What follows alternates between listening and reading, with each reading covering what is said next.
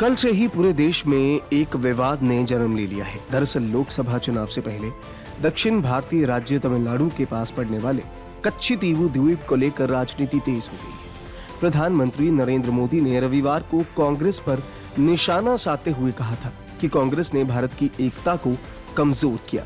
आपको बताएं कि ये सब कुछ शुरू हुआ रविवार को एक रिपोर्ट के साथ। एक रिपोर्ट में एक आरटीआई के हवाले से एक दावा किया गया कि 1974 में भारत सरकार ने ढुलमुल रवैये के कारण ये द्वीप श्रीलंका के पास श्रीलंका को दे दिया।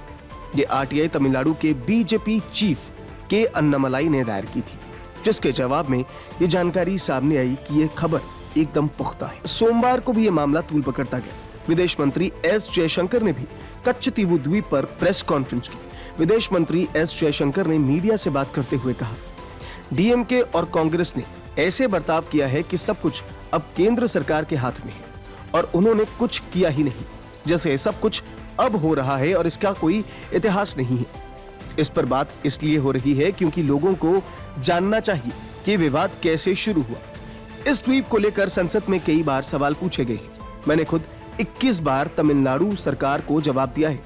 जून 1974 में विदेश सचिव और तत्कालीन मुख्यमंत्री करुणानिधि के बीच बातचीत हुई। कच्चितीवु पर भारत और श्रीलंका के अपने अपने दावे हैं।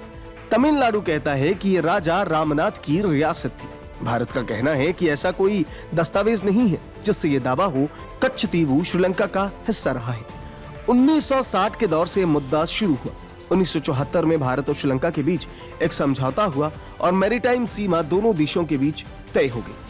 तमिलनाडु के बीजेपी चीफ के अन्नामलाई कच्चितीवु द्वीप से जुड़ी जानकारियों सूचना के अधिकार अधिनियम के तहत सामने लाए हैं। सूचना के अधिकार के तहत मिली जानकारी में कहा गया है कि ढुलमुल रवैये के चलते इस द्वीप को लेकर भारत श्रीलंका के सामने हार गया। दस्तावेजों से पता चलता है कि भारतीय तट से करीब 20 किलोमीटर दूर 1.9 वर्ग किलोमीटर भूमि पर भारत ने बाद में अपना दावा छोड़ दिया। दशकों तक भारत इस टापू पर अपना दावा करता रहा, लेकिन फिर इसे जाने दिया।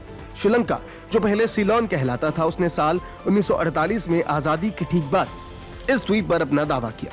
तब उसने कहा कि भारतीय नौसेना, जो कि उस वक्त रॉयल इंडियन नेवी हुआ करती थी, उसकी अनुमति के बिना कच्चितीवु पर अभ्यास नहीं कर सकती। रिपोर्ट के मुताबिक अक्टूबर 1955 में सीलोन की एयरफोर्स ने इस द्वीप पर अभ्यास किया था। कच्चितीवु पर कांग्रेस को घेरे जाने के बाद उसका भी जवाब सामने आया है।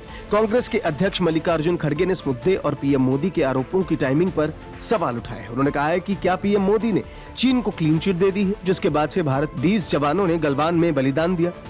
इस पर राजनीति गरमा रही है, लेकिन सवाल वहीं बना हुआ है, क्या वाकई में 1974 में भारत ने जानबूझकर कच्चितीवु पर अपना दावा छोड़ दिया?